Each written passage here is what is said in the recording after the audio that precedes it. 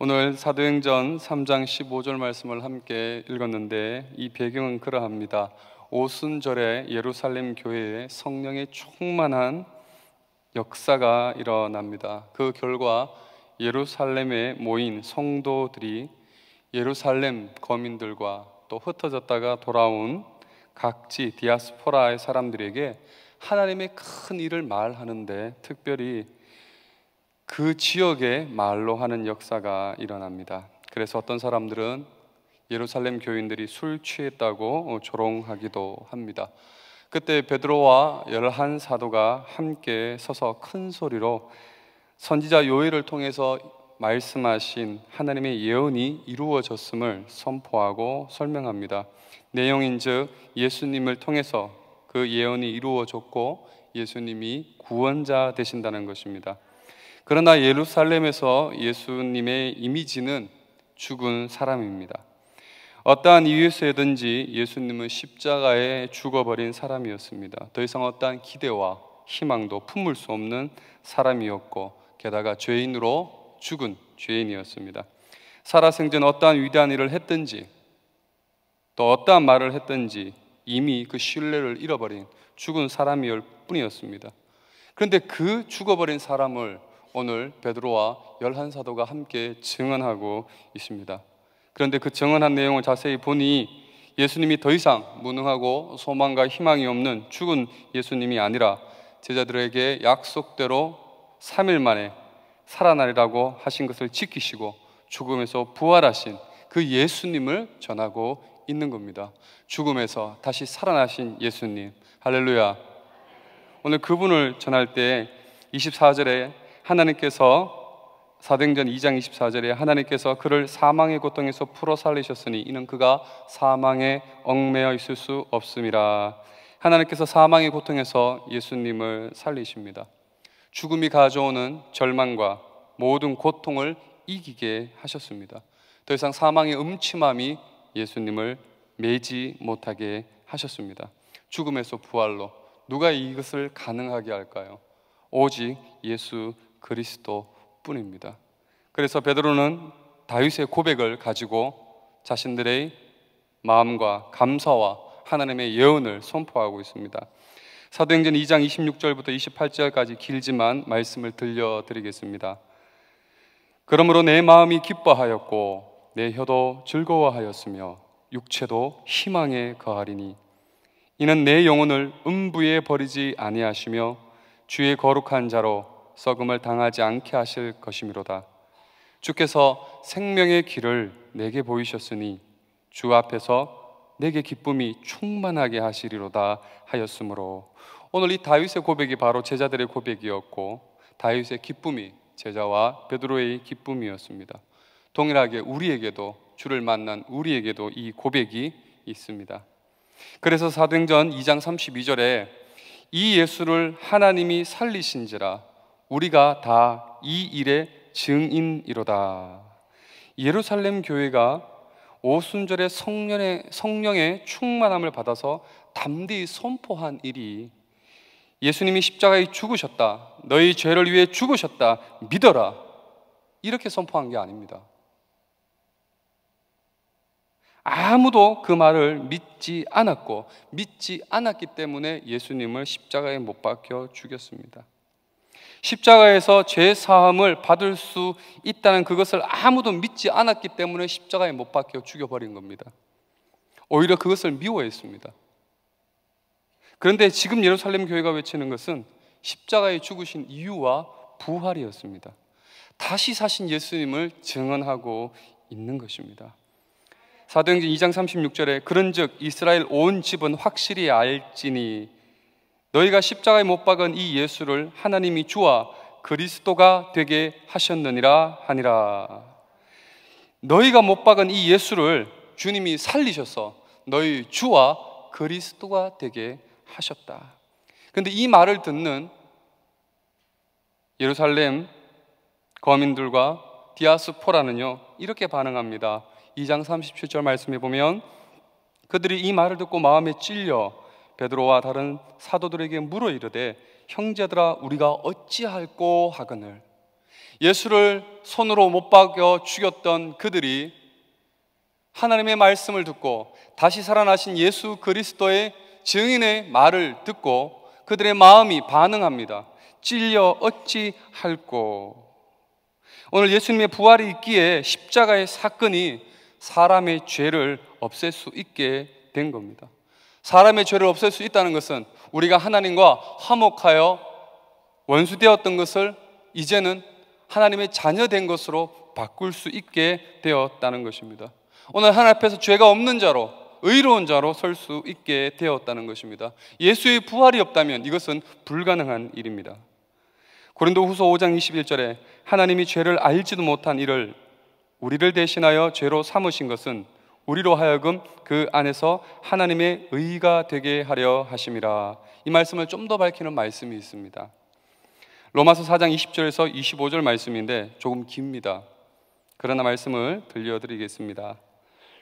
믿음이 없어 하나님의 약속을 의심하지 않고 믿음으로 견고하여져서 하나님께 영광을 돌리며 약속하신 그것을 또한 능히 이루실 줄을 확신하였으니 그러므로 그것이 그에게 의로 여겨졌느니라.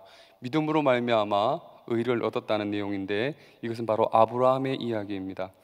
그에게 의로 여겨졌다 기록된 것은 아브라함만 위한 것이 아니요 의로 여기심을 받은 우리도 위함이니 곧 예수 우리 주를 죽은 자 가운데서 살리신 이를 믿는 자니라. 예수는 우리가 범죄한 것 때문에 내 줌이 되고 또한 우리를 의롭다 하시기 위하여 살아나셨느니라. 아멘. 십자가의 사건은 우리 죄를 없애는 그것입니다. 다른 말로 하면 죄값을 치른 것 그것입니다. 그러나 주님의 부활 사건은 우리가 하나님 앞에서 의롭게 되게 하심을 보여주고 있습니다. 하나님과 사람의 중보가 되셔서 인생의 본질적인 문제, 죽음과 생명의 문제를 예수님께서 해결해 주셨습니다. 오늘 예수님의 부활이 예루살렘과 온 유대 땅에 이렇게 새로운 희망과 소망으로 다시 복음이 대두되기 시작하고 있습니다. 우리가 잘 아는 것처럼 놀라운 일이 일어났습니다.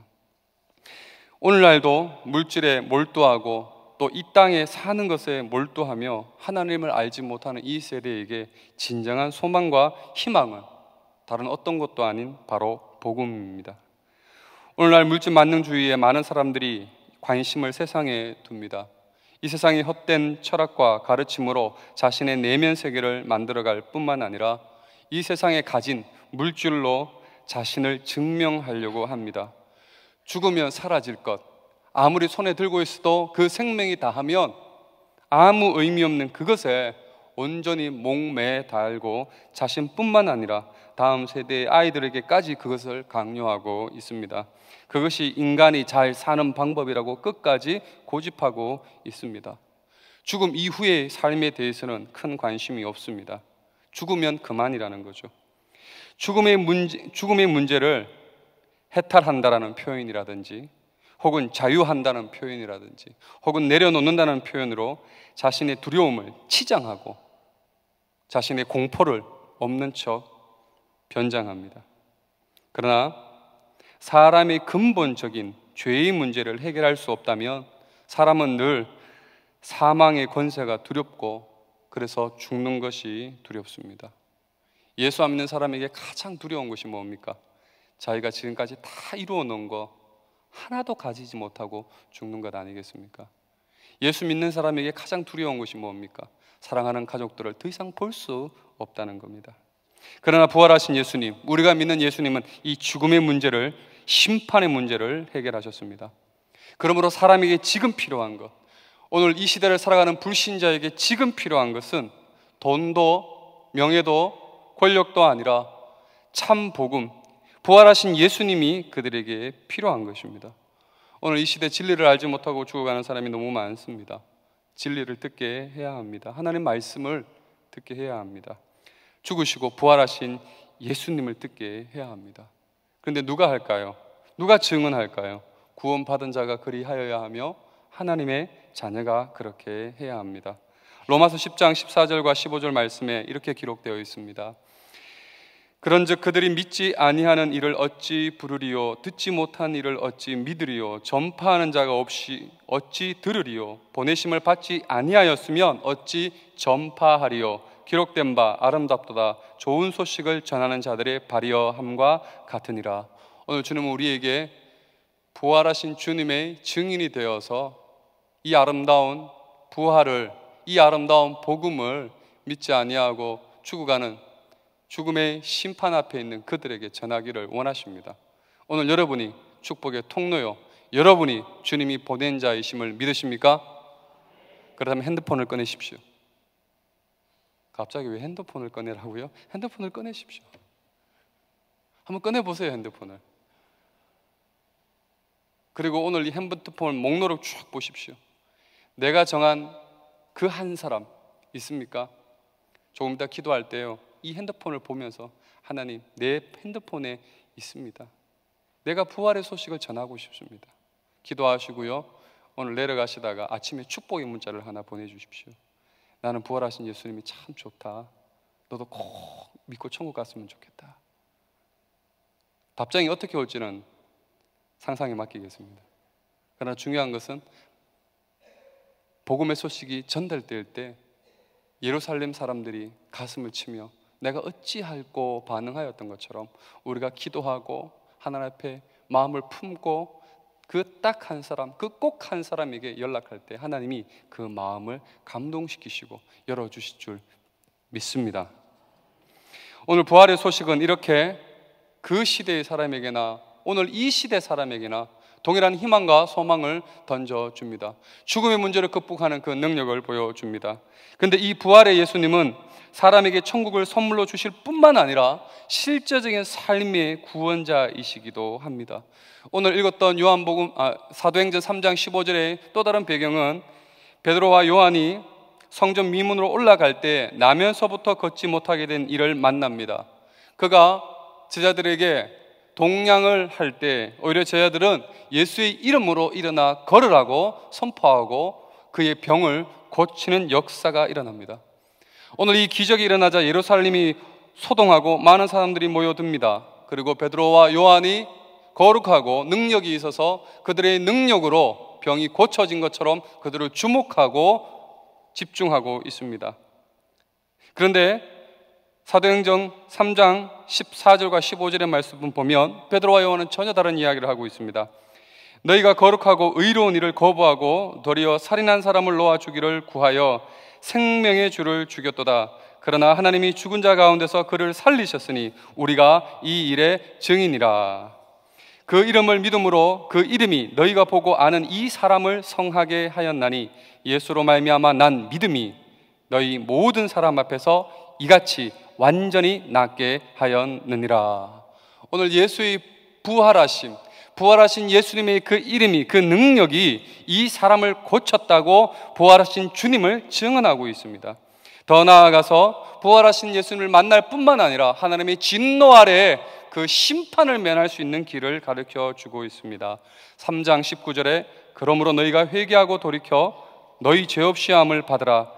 이같이 하면 새롭게 되는 날이 주 앞으로부터 이를 것이요. 그러나 사두개인들과 제사장들과 성전 맡은 자들은 제자들의 증언을 거부합니다. 오늘 이 시대에 얼마나 많은 사람들이 예수님의 부활 사건을 묻어버리는지 모릅니다. 교회에서 십자가의 이야기는 너무 많이 들을 수 있지만 부활의 이야기는 부활절이 아니면 좀처럼 듣기 힘든 실정에 이르렀습니다. 잘못된 복음관으로 날마다 십자가 앞에 나가야 되는 것처럼 착각하게 만듭니다. 사도행전 4장 2절과 3절에 예수 안에 죽은 자의 부활이 있다고 백성을 가르치고 전함을 싫어하여 그들을 잡음에 날이 이미 저물었으므로 이튿날까지 가두었으나 그러나 하나님의 능력은 제자들을 가두었을지라도 하나님의 복음은 부활하신 주님의 그 능력은 사람들을 변화시켜 나가기 시작하셨습니다. 사도행전 4장 4절에 말씀을 들은 사람 중에 믿는 자가 많으니 남자의 수가 약 5천이나 되었더라. 왜 그렇습니까? 로마서 5장 10절에 그것을 확실히 보여주고 있습니다. 곧 우리가 원수 되었을 때에 그의 아들의 죽으심으로 말미암아 하나님과 화목하게 되었은즉 화목하게 된 자로서는 더욱 그의 살아나심으로 말미암아 구원을 받을 것이니라. 오늘 살아나신 예수님이 복음입니다. 오늘 십자가에서 우리를 위해 죽으시고 그 약속대로 사흘 만에 부활하신 주님이 바로 복음입니다. 그런데 이 복음이 선포되어질 때에 분명히 사람들의 삶의 문제들보다는 그 사람이 하나님 앞에 본질적으로 죄인이기 때문에 그의 죽음과 하나님의 심판에 대해서 하나님의 의로운 자로 바꾸는 일을 하시지만 사람들은 그것을 잘 알지 못하기 때문에 사람들의 인생의 문제를 통하여 예수 그리스도가 하나님이시며 예수 그리스도가 사람의 죄를 본질적으로 없애주고 하나님의 자녀되는 권세를 주시는 것을 가르쳐 주시는 것입니다. 오늘 마치 성전 미문에 앉아서 평생을 동양질을 하다가 예수를 만나고 온몸이 성하여진 다음 예수가 하나님 되심을 믿고 고백했던 그 사람처럼 하나님께서는 이 시대에도 우리의 천국과 지옥에 대한 부분뿐만 아니라 이 시대를 살고 있는 우리의 삶의 문제에 대해서도 깊이 관심 가져주시고 깊이 사랑하시고 그것을 해결하십니다. 그 이유는요, 그 문제를 해결하신 하나님의 능력을 통하여서 천국과 지옥을 알게 하시고 예수가 필요하다고 고백하게 하시기 때문입니다. 그래서 우리는 전도할 때 예수 믿으면 삶의 문제가 해결된다고 가르쳐 줍니다. 예수 믿으면 삶의 문제가 해결되어집니다. 그 삶의 문제가 해결되어지는 것을 통하여 예수님이 살아계신 하나님의 아들이심을 믿고 고백하게 됩니다. 오늘 이 시대에도 똑같습니다. 우리도 삶의 수많은 어려운 문제에 봉착하였다가 복음을 받아들이고 삶의 문제가 해결되어지고 예수님이 그저 내 삶의 문제를 해결하시는 분임이 아니라 그것을 뛰어넘어 하나님의 아들이시여 내 영혼을 구원하여 주시기 위해서 내 삶의 문제를 해결하신 것을 알고 하나님의 자녀가 된 사람들입니다.